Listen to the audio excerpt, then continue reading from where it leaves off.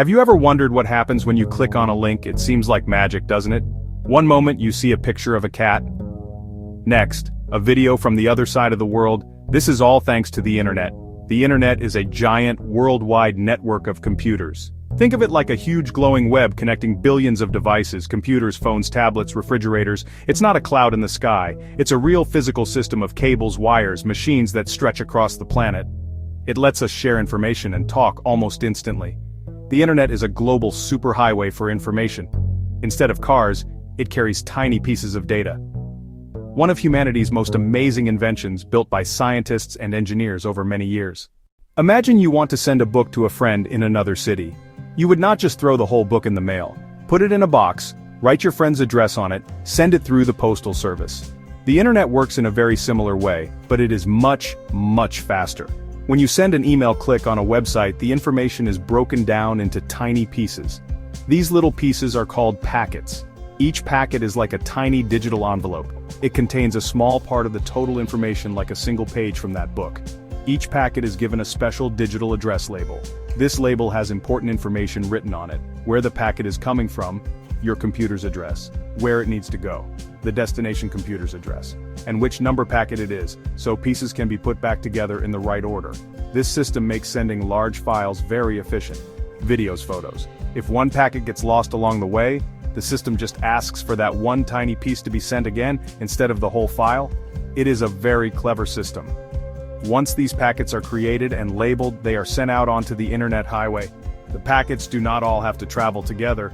Just like cars on a road trip might take different routes to avoid traffic, these packets can travel along different paths to reach their destination.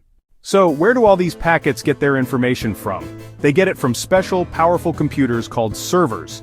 A server is like a giant library or a warehouse that is open 24 hours a day, 7 days a week. Instead of books or boxes, it stores websites, videos, games, and all the other information on the internet. When you type a website address into your browser, you are really asking your computer to send a request to a specific server somewhere in the world. That server's job is to serve up the website you asked for. Companies like Google, YouTube, and Netflix have huge buildings full of thousands of these servers to hold all their data. For your request to get to the right server, it needs help from some very important devices called routers. Routers are like the traffic cops or the mail sorters of the internet. Their job is to look at the address on each packet and decide where to send it next. Imagine a busy mail sorting room. The worker looks at the zip code on a letter and puts it in the correct bin to be sent to the right city. A router does the same thing, but for digital packets. It directs the packets from one network to the next, helping them hop across the globe on their way to the correct server. Your home has a small router that connects you to the internet, and there are millions of bigger routers all over the world. Let's put it all together, shall we? What really happens, step by step, when you click on a link to watch a video of a rocket launch? The moment your finger clicks the mouse, your computer's web browser springs into action. First, it needs to find the address of the server where that video is stored. It does this using something called the Domain Name System, or DNS. The DNS is sort of like the internet's phone book. It translates the human-friendly website name you see, like sciencevideos.com, into a computer-friendly number address called an IP address. Now that your computer has the server's IP address, it creates a request packet. This is a tiny message that basically says, "Hello, server at this IP address, please send me the video of the rocket launch." This packet is broken down into even smaller pieces, each with the server's address and your computer's return address on it. Your computer then sends these packets to your home's router. Your router looks at the destination address and forwards the packets to your internet service provider, or ISP. Your ISP's powerful routers then send your request out onto the main backbone of the internet, where it begins its high-speed journey across the globe. The packets hop from router to router, sometimes traveling thousands of miles in milliseconds. They might go through fiber optic cables under the street, then get beamed to a satellite, then travel through a massive cable on the ocean floor, before finally arriving at the data center where the video server lives. The server receives your request and understands what you want. It then finds the video file on its hard drives. Just like your computer did, the server breaks the giant video file into thousands of tiny packets. Each packet is labeled with your computer's IP address, so it knows where to go. The server then sends these video packets streaming back to you across the internet. They might not all take the same path, but the routers of the world guide them all back to your home router. Your router collects the packets and sends them to your computer. Your computer is the final stop. It quickly checks to make sure all the packets have arrived, and then using their sequence numbers, assembles them in the correct order. The result? The rocket launch video appears on your screen and starts to play, just a second or two after you click the link. All of this happens every single time you go online. It is an extraordinary journey that happens in the blink of an eye.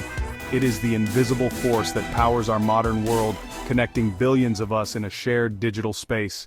So, we have seen how the internet is a physical network, how information travels in packets, and how servers and routers make it all work. But why is this so important? The internet has changed almost every part of our daily lives.